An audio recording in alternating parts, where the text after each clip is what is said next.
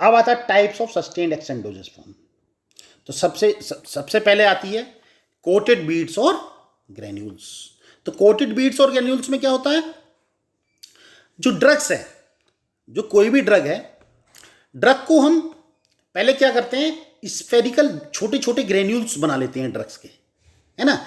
और के जो ग्रेन्यूल्स होते हैं, पैलेट्स बोलते हैं उनको हम कितने साइज के 1 से लेके 2 मिलीमीटर डायमीटर के ग्रेन्यूल्स बना लेते हैं, है ना। मान लिया कोई भी ड्रग है, उसके हमने 100 ग्रेन्यूल बना लिए। 100 ग्रेन्यूल बना के उसको हम क्या करते हैं, 10-10 के 10 ग्रेन्यूल्स में हमने बांट दिया। ये मैं एग्जांपल बता रहा हूं, है। तो उसको क्या करते हैं, जो स्फेरिकल ग्रेन्यूल्स बनाए हैं उसको हम 10 पार्ट में डिवाइड कर लेते हैं। अब जो फर्स्ट पार्ट है, क्योंकि हमारे सस्टेन्ड एक्शन में क्या होता है कि हम जो जैसे ही हम ड्रग लेते हैं तो सबसे पहले इनिशियली जो हमारी ड्रग है वो तुरंत रिलीज हो जानी चाहिए, है ना। तो इसीलिए जो पहला ग्रुप होता है उसमें हम कोई भी कोटिंग नहीं देते हैं, उसको अनकवर्ड रखते हैं, जिससे कि हमारा जैसे ही लें तो तुरंत वो जो है ड्रग रिलीज हो जाए।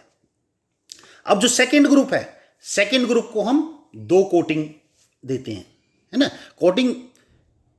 तीसरे ग्रुप को हम 3 कोटिंग देते हैं, चौथे ग्रुप को 4 कोटिंग, पांचवें ग्रुप को 5 कोटिंग, छठे ग्रुप को 6 कोटिंग। इस प्रकार से हम जितने भी जैसे जैसे बढ़ते जाते हैं तो हमारा जो 10वां ग्रुप होगा उसको 10 कोटिंग देते हैं। और जो टोटल थिकनेस होती है कोटिंग की 0.1 mm की होती है। अब जो ये हमारे ग्रुप हो गए, 10 ग्रुप हो गए, उसमें कोटेड यानी कि एक तो हमारा जो पहली क्या है अनकोटेड ड्रग है, बाकी 9 क्या है कोटेड है। तो इन कोटेड और अनकोटेड ड्रग को मिक्स करके हम इसको ले लेते हैं, है ना, मिक्स कर देते हैं। तो दे में भी अब उसको मिक्स करने पे या तो हम उसको क्या करते हैं, ग्रेन्यूल्स को टैबलेट के रूप में कंप्रेस कर लेते हैं, या फिर उनको कैप्सूल में फिल कर लेते हैं, या फिर उनको लिक्विड में सस्पेंशन बना देते हैं, लिक्विड में सस्पेंड कर देते हैं। अब जो कोटिंग मटेरियल जो यूज करते हैं उसके लिए वो क्या होता है, अब कोटिंग मटेरियल क्यों करते हैं, जैसे जो अनकवर्ड ड्रग होगी वो जैसे ही लेंगे तो क्या होगा, तुरंत रिलीज हो जाएगी। उसके बाद क्या होगा, जिसके ऊपर 1 कोट है वो रिलीज होगी, उसके बाद जो जिसके ऊपर 3 कोट है वो रिलीज होगी, उसके बाद जो 4 कोट है वो रिलीज होगी। तो धीरे धीरे ऐसे ही ड्रग जो है रिलीज होती रहती है और अपना जो इफेक्ट है वो लंबे समय तक हमारे ब्लड में जो कंसंट्रेशन है, थेरेपेटिक कंसंट्रेशन, वो बनाए रखती है। तो कोटिंग मटेरियल के लिए हम इसमें क्या यूज करते हैं, cellulose ester, fats, creatine and gluten, mixture of beeswax, carnauba wax, glyceryl monostearate, है ना, stearic acid, palmitic acid and cetyl alcohol can also be used for coating the beads. If the dose of the drug is small, अब क्या है, अगर drug की मात्रा हमारी कम है, इसमें तो क्या है, ड्रग की मात्रा अगर ज्यादा है तो हम ड्रग के ही ग्रेन्यूल्स बना लेंगे, और ड्रग की मात्रा बहुत कम है, ग्रेन्यूल्स नहीं बन सकते उनके, तो क्या करेंगे, हम किसी भी इनर्ट मटेरियल के ग्रेन्यूल बना लेंगे। इनर्ट मटेरियल के लैक्टोज वगैरह के किसी के भी हम लैक्टोज, स्टार्च या सुक्रोज को लेके उनके ग्रेन्यूल्स बना लेंगे, और ड्रग को हम किसी ऐसे नॉन एक्वस सॉल्वेंट मिक्सचर में अल्कोहल या एसीटोन में डिसॉल्व कर लेंगे, और डिसॉल्व करने के बाद उसको एक तरीके से हम जो ग्रेन्यूल्स हैं उसके ऊपर स्प्रे कर देंगे। अब स्प्रे करने से क्या होगा कि जो ड्रग है वो हमारी जो ग्रेन्यूल्स हैं उस पर एडजोर्ब हो जाएगी, ड्रग एडजोर्ब हो जाएगी। और क्योंकि वो क्या है, जो सोलवेंट मिक्सचर हमारा कैसा जिसमें हमने इसको डिसॉल्व किया है वो अल्कोहल एसीटोन है, वो इवोपरेट हो जाएगा, तो ड्रग हमारी जो ग्रेन्यूल्स है उसके ऊपर एडजॉर्ब हो जाएगी। नेक्स्ट जो हमारा आता है मैट्रिक्स एम्बेडिंग। मैट्रिक्स एम्बेडिंग का मतलब है कि हमने ड्रग को क्या किया, मान लिया 10 चैम्बर बना दिए, 10 चैम्बर बना दिए, है ना, हर एक चैम्बर में हमारी ड्रग है ना। अब क्या होगा, और वो जो चैम्बर है वो किस चीज का बना हुआ है, वो पॉलीमर का बना हुआ चैम्बर जो है प्लास्टिक पॉलीमर है ना।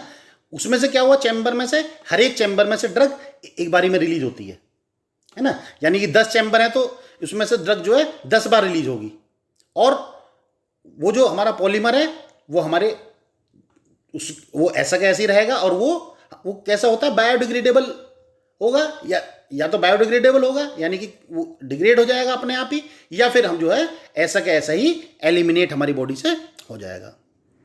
तो मैट्रिक्स एम्बिडियम क्या करते हैं, in this process drug is suspended in A melt of water. अब इसमें क्या होते हैं, जो ड्रग है उसको, जो मेल्टेड वैक्स समझ लो, जो मोम होता है, पिघले हुए मोम में हमने ड्रग को, यानी कि ड्रग को हमने उसमें डाल दिया।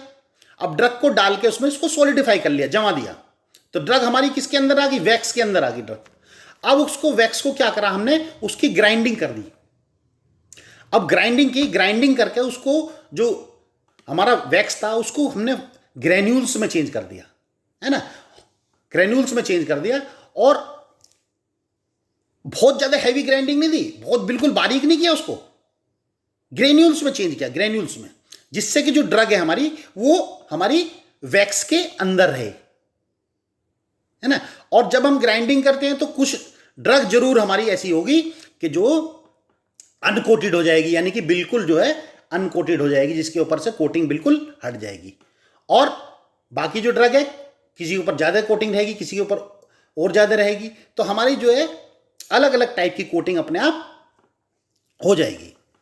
तो क्या करते हैं इसमें कि हम वैक्स लेते हैं, कार्नोवा वैक्स लेते हैं, हाइड्रोजन का, उसमें ड्रग को हम कूल कर लेते हैं, सॉलिडिफाई कर लेते हैं, और उसको फिर ग्राइंड करते हैं, और उससे जो ग्रेन्यूल्स या कोर्स पाउडर उसका बना लेते हैं, विच कैन, और उसको बनाने के बाद उसको टैबलेट के रूप में, या तो टैबलेट में उसको कंप्रेस कर लेते हैं या कैप्सूल में फिल कर लेते हैं, है ना। अब जो मैंने जैसे बताया, ग्राइंडिंग प्रोसेस जब हम करते हैं तो कुछ ना कुछ ड्रग जरूर हमारी क्या है, पूरी तरीके से उसकी कोटिंग हट जाती है, पूरी तरीके से बाहर हो जाएगी। तो वो हमारे किस काम आएगी, जब हम उस ड्रग को लेंगे तो जो जिसकी कोटिंग हट गई है वो तुरंत रिलीज होने की, यानी जो इनिशियल डोज, जो हमारी सस्टेन्ड एक्शन डोज में क्या इनिशियल डोज तुरंत रिलीज होनी चाहिए, तो उसमें वो उसका काम करेगी।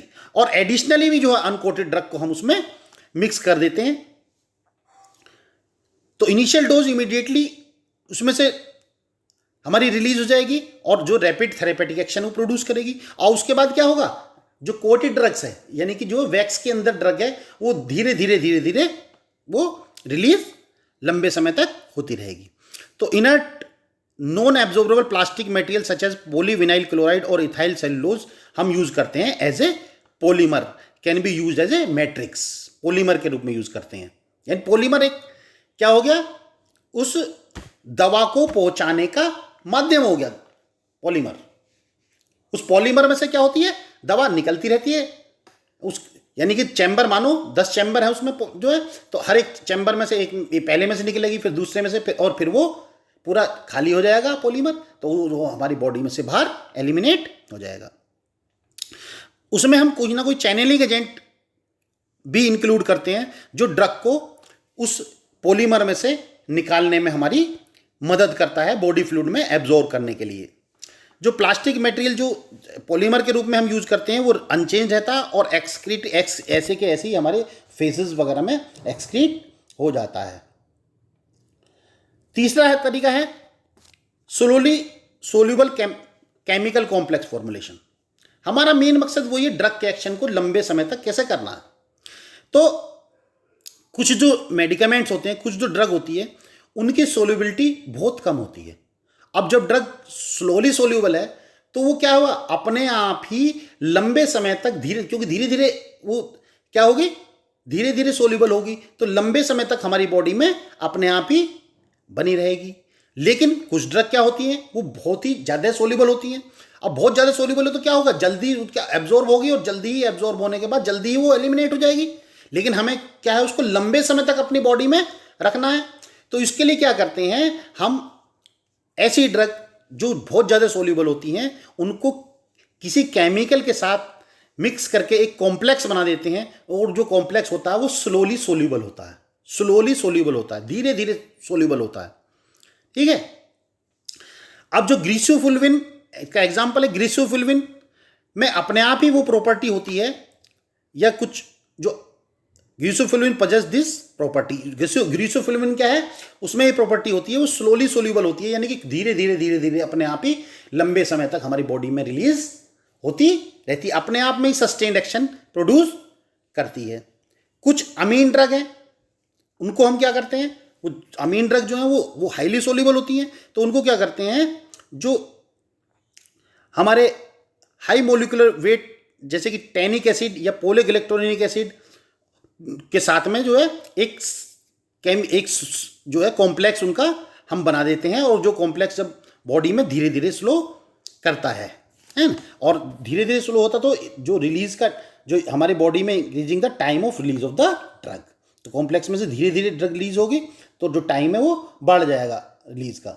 एग्जाम्पल है इसका एम्फेटामाइन और हिस्टामाइन जो है वो एक low soluble sustain release tannate complex बनाते हैं टैनिक एसिड के साथ, है ना।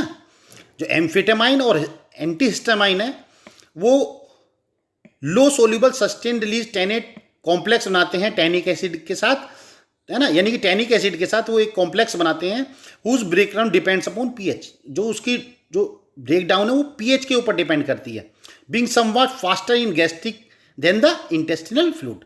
तो उसमें क्या होता है, गैस्ट्रिक में फास्टली होती है और इंटेस्टिनल फ्लूइड में धीरे धीरे होती है। तो ये है slowly soluble chemical complex formation. है use of ion exchange resins. तो आयन एक्सचेंज रेजिन के माध्यम कोई भी यूज करके हम जो है जो दवा का इफेक्ट है उसको लंबे समय तक बनाए रख सकते हैं। तो क्या होता है इसमें, ion exchange resin ion exchange resin क्या होते हैं, are the cross link water insoluble polymers होते हैं, वाटर इंसोल्यूबल पोरिंग होते हैं और carrying ionisable functional group, ionisable functional group इनसे अटैच रहते हैं, है ना।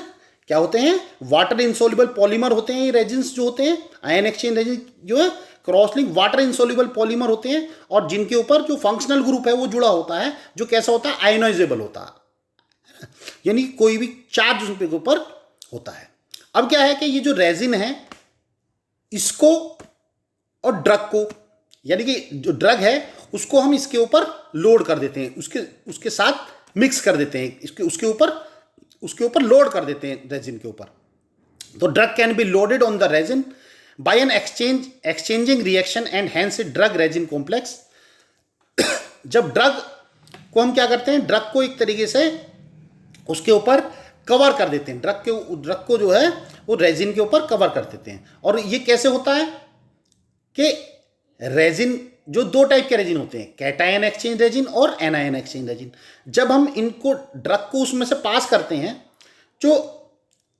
जो हमारे पॉजिटिवली जो ड्रग में जो हमारे पॉजिटिवली जो आयंस होंगे वो किस पे, जो कैटायन पे जाके वो अटैच हो जाते हैं, और जो हमारे ड्रग के जो है जो एनायन होंगे वो किस पे, जो एनायन एक्सचेंज रेजिन है उस पे, जो वो ड्रग किस पे, जो एनायन एक्सचेंज रेजिन है उस पे जाके बिक जाती है ना।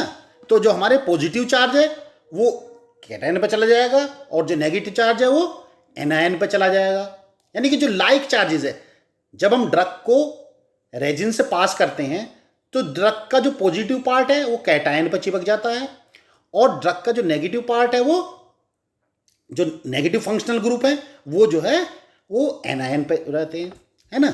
तो दोनों को मिला के कैटायन और एनायन एक्सचेंज रेजिन को दोनों को मिला के मिक्स कर देते हैं।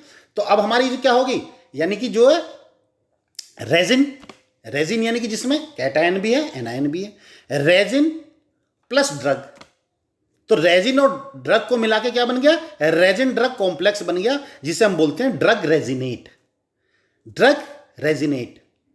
और इसमें जो ये कॉम्प्लेक्स बना, इसमें खास क्या बात होती है कि ये आयन को एक्सचेंज कर सकता है। यानी कि क्या है कि जब हम इसको किसी भी, अब मान लें किसी भी फ्लूइड से पास कराते हैं और उस फ्लूइड में जो पॉजिटिव चार्ज होंगे वो क्या होंगे, वो इस पे पहुंच जाएंगे और इसके जो पॉजिटिव चार्ज होंगे वो उस फ्लूइड में पहुंच जाएंगे। तो आयन एक्सचेंज रेजिन्स में ये होता है कि ये रिवर्सिबल प्रोसेस है ना। Ion exchange in which ion of like signs are exchange between liquid and solid और highly insoluble body in contact with it. The drug is released from the resonate by changing with ion in the gastrointestinal fluids. जैसे ही हम इसको gastrointestinal fluid में पास कराएंगे resin को, तो उसमें जो पॉजिटिव चार्ज होंगे वो उस रेजिन की जो पॉजिटिव चार्ज होगा उसको ले लेंगे और ड्रग को रिलीज कर देंगे। आप इसको इस तरीके से देखिए कि ये हमारा रेजिन और ड्रग, यानी कि क्या है ये हमारा कॉम्प्लेक्स है, ड्रग रेजिनेट कॉम्प्लेक्स है। और जब हम इसको पास कराते हैं, ये देख रहे होंगे एक्स पॉजिटिव चार्ज है ना, इस ड्रग के ऊपर पॉजिटिव चार्ज है। और ये जो जब हमारी ड्रग हमारे जो गैस्ट्रोइंटेस्टाइनल फ्लूइड में पहुंची, तो ये हमारा एक्स क्या है, एक्स प्लस क्या है, गैस्ट्रोइंटेस्टाइनल फ्लूइड है ना। इसमें देखेंगे एक्स प्लस और एक्स माइनस, ये क्या है, ये हमारे गैस्ट्रोइंटेस्टाइनल फ्लूइड्स में जो आयंस है वो प्रेजेंट है। अब जैसे ही रेजिन और ड्रग का कॉम्प्लेक्स की इससे रिएक्शन कराएंगे हम, जो जैसी रिएक्शन होगी तो क्या होगा, जो ये एक्सचेंज होगा तो क्या होगा, ये जो एक्स प्लस है ये क्या रेजिन के साथ मिक्स हो गया और ड्रग को रिलीज कर दिया इसने, और ये इसमें एक्स माइनस जो है वो क्या हुआ, रेजिन के साथ जुड़ गया और उसको ड्रग को रिलीज कर दिया।